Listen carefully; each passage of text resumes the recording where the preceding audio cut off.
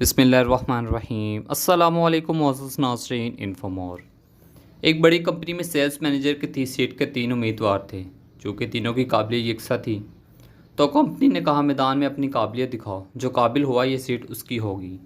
इनको लकड़ी की बनी कंगियाँ दी गईं और कहा, जाओ पहाड़ों में बनी खानकाहों के बख्शुओं को कंगियाँ बेच कर आओ।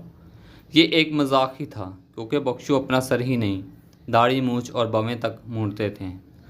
पहला उम्मीदवार वापस आया। वो मायूस था। उसने एक ही कंघी फ़रोख्त की थी। उसने कहा, बख्शू तो मुझसे लड़ने को तैयार हो गए थे। वो कह रहे थे, तुम हमारा मजाक उड़ाने आए हो। बड़ी मुश्किल से एक कंघी मैं फ़रोख्त कर सका, वो भी एक बख्शू को खारिश थी। मैंने इससे कहा, हाथों की बजाय कंघी से अच्छी तरह ये खुजा सकते हो। दूसरा लेकिन काफ़ी खुश था। उसने 10 कंघियाँ फ़रोख्त की थी। उसने कहा, मैंने बख्शियों से कहा, तुम लोगों के पास जो ज़ायरीन आते हैं, पहाड़ी हवाएं इनके बाल बिखेर देती हैं।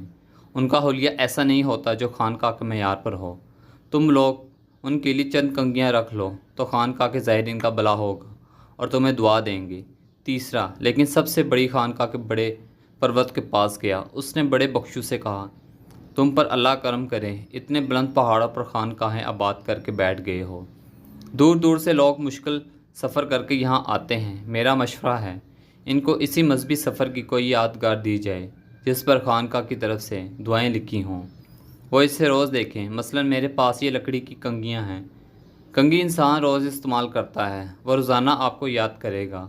बड़ी बख्शुओं को आइडिया पसंद आया। उसने 1000 दुआएं कंगियाँ ख़रीद लीं। दुनिया अच्छे आइडिया की कदरदान होती है। जिनके पास आइडिया नहीं होता वो दुकानदार बनते हैं। सिर्फ ज़रूरतमंद ही इनके पास आता है। जिनके पास आइडिया होता है वो ताजर बनते हैं, और जिनके पास ना सिर्फ आइडिया बल्कि एक मुकम्मल प्लानिंग भी होती है, ऐसे लोग ब्रांड बनते हैं।